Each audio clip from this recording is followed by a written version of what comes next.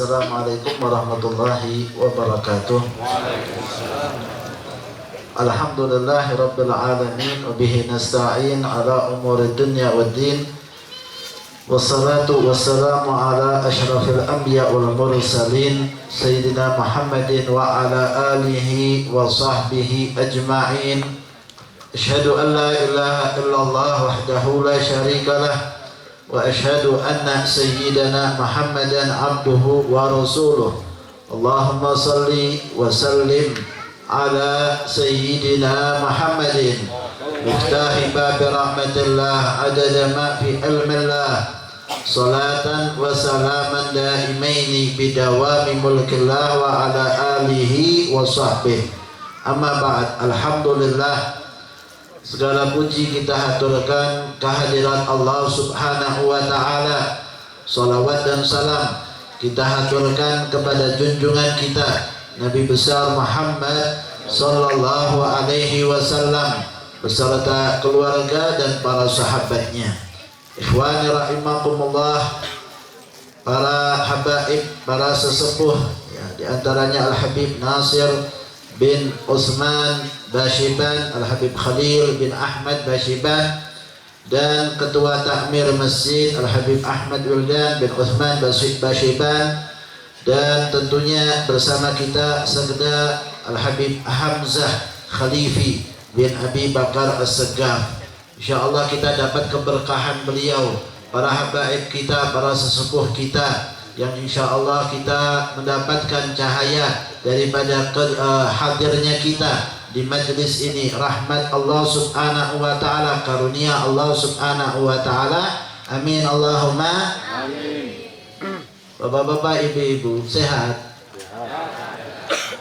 Kok dari tadi diam aja? Ada salawat diam, ada pantun diam. Alhamdulillah, Al-Habib Hamzah Khalifi bersama kita. Ini pembangunan masjid, insyaallah berkat hadirnya beliau semuanya gampang. Amin. Urusan-urusan semuanya mudah. Adanya habaib-habaib yang ikut pula di dalam pemerintahan, maka urusan masjid-masjid, keagamaan insyaallah dimudahkan oleh Allah subhanahu wa ta'ala. Amin Allahumma amin. Ikhwana rahimakumullah, kelahiran Rasulullah sallallahu alaihi wasallam, Maulid Nabi sallallahu alaihi wasallam, kita selalu baca di dalam Maulid Simtud Durar yang dikarang oleh Al-Habib Ali bin Muhammad Al-Habsyi. Saya akan ambil satu fasal ya, secara ringkas apa yang ada di dalam pembahasan maulidnya beliau, sehingga kita mungkin akan lebih nyaman ketika kita baca dan kita memperhatikan makna-makna yang terkandung di dalamnya. Di pasal yang kedua setelah Mahallul Qiyam, pasal yang kedua setelah Mahallul Qiyam, Al-Habib Ali Al-Habsyi menceritakan bagaimana Rasul sallallahu alaihi wasallam akhirnya bersama dengan Sayyidatuna Halimah, wanita yang mendapatkan keberuntungan untuk menyusui Rasulullah sallallahu alaihi wasallam. Di dalam pasal tersebut Al-Habib Ali menyatakan, "Tsumma innahu sallallahu alaihi wasallam ba'da an hakamatil qudratu bi zuhuri." Setelah Allah subhanahu wa ta'ala tentukan bagaimana kelahiran, penampakan Rasul sallallahu alaihi wasallam di alam dunia ini yang sudah dinanti-nantikan dari sejak dahulu, kehadiran Rasulullah sallallahu alaihi wasallam. Ikhwan rahimakumullah, cerita tentang Rasul sallallahu alaihi wasallam sudah ada dari sejak Nabi Adam alaihi salam. Jadi apa itu istilahnya? Sekilas infonya itu sudah ada dari itu. Muncul dari sejak Nabi Adam tentang Rasulullah sallallahu alaihi wasallam. Ketika Nabi Adam tampak melihat di atas, mata membuka, maka yang dilihat tulisan la ilaha illallah Muhammad Rasulullah. Cerita itu sudah kita kenal. Lalu kemudian tidak ada nabi dan rasul kecuali pasti mereka menceritakan tentang adanya nabi akhir zaman Rasulullah sallallahu alaihi wasallam, hingga saat dilahirkannya Rasulullah sallallahu alaihi wasallam, dengan perayaan alam semesta senang dengan kehadiran Rasulullah sallallahu alaihi wasallam. Maka wantasyarat fil aqwani lawami unurih, tersebarlah cahaya kehadiran Rasulullah sallallahu alaihi wasallam. Laqad ja'akum minallahi nurun wa kitabun mubin. Telah datang kepada kalian, kata Allah Subhanahu wa taala, nurun, cahaya, wa kitabun mubin, dan kitab yang nyata, yaitu Al-Qur'an. Berarti nur ini siapa? Nur ini adalah Rasulullah sallallahu alaihi wasallam. Telah datang kepada kalian nur. Yang pertama disebutkan adalah nur, selanjutnya wa kitab, dan selanjutnya adalah Al-Qur'an yang dimaksudkan. Berarti nur yang pertama yang dimaksudkan di dalam ayat adalah Rasulullah sallallahu alaihi wasallam. Tasabaqat ila radha'ihil murdi'ah. Anda perhatikan Al-Habib Ali Al-Habsyi ketika menceritakan sirah, dan ini juga diceritakan para aulia sholihin.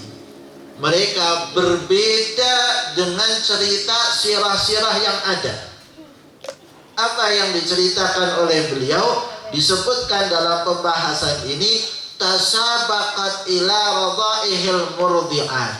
Berlomba-lomba makhluk untuk mengasuh Rasul sallallahu alaihi wasallam. Ada nggak cerita itu dalam sirah? Nggak ada. Nggak akan kita dapati itu. Yang kita dapati dalam cerita Rasulullah sallallahu alaihi wasallam malah ditolak oleh para ibu-ibu yang menyusui.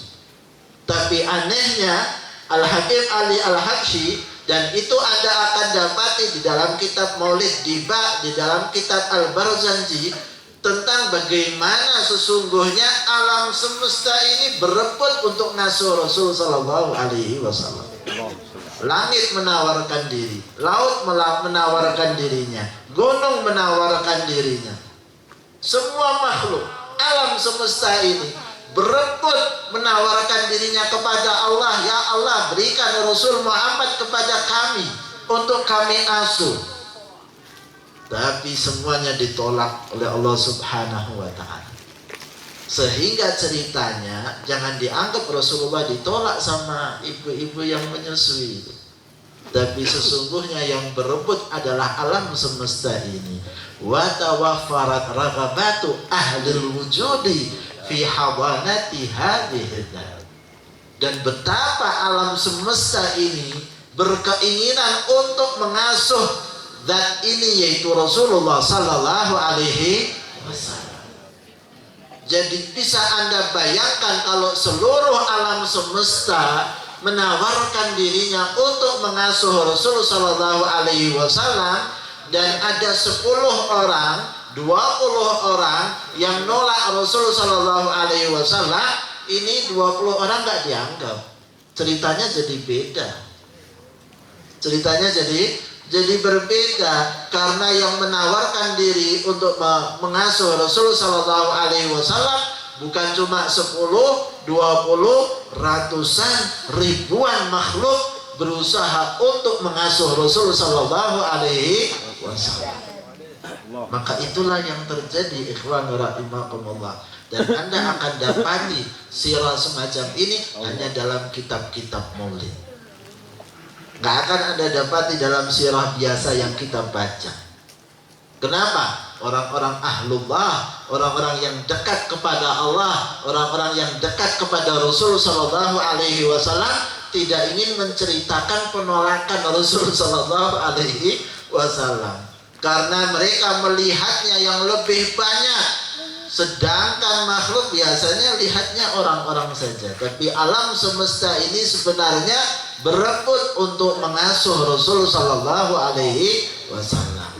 Fanafadal hukmu minal hadratil azimah biwasitatis sababiqil qadimah bi annal aula bi tarbiyati hadzal habibi wa hadanatihi sayyidatu Halimah. Allah sudah tentukan bahwa yang berhak untuk mengasuh Rasul sallallahu alaihi wasallam adalah Sayyidatuna. Sudah ditentukan oleh Allah. Ayo coba kita lihat ceritanya. Ceritanya bagaimana Sayyidatuna Halimah bisa dapat Rasul sallallahu alaihi wasallam. Perlu kita tahu bahwa sesungguhnya orang-orang Mekah mempunyai kebiasaan untuk meletakkan anak mereka yang baru lahir di desa Bani Sa'ad. Kenapa mereka biasa taruh anaknya di desa Bani Sa'ad? Karena udaranya masih bagus. Mekah sudah banyak polusinya. Kemudian yang kedua sebabnya bahasa. Bahasanya desa Bani Sa'ad itu masih fasih. Sedangkan Mekah banyak pendatang datang dari berbagai penjuru dunia, sehingga bahasanya ada kecampuran. Maka masih fasih desa Bani Sa'ad, diletakkan anak-anak mereka di tempat tersebut, diasuh oleh wanita-wanita tersebut. Maka kebiasaan wanita-wanita desa Bani Sa'ad datang ke Mekah berebut anak bayi yang baru dilahirkan. Maka berjalanlah kafilah tersebut, para wanita-wanita yang mau menyusui, cari bayi-bayi yang ada di kota Makkah. Dan Anda lihat Allah atur ini. Bagaimana cara mengaturnya? Kendaraannya Sayyidatuna Halimah dibuat lambat.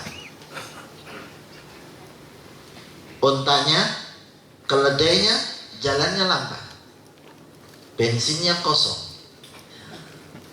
lambat jalannya. Sedangkan wanita-wanita yang lain cepat jalannya, unta. Sehingga apa yang terjadi? Yang terjadi wanita-wanita itu sudah datang ke tempat kota Makkah, sedangkan Sayyidatuna Halimah terlambat datangnya.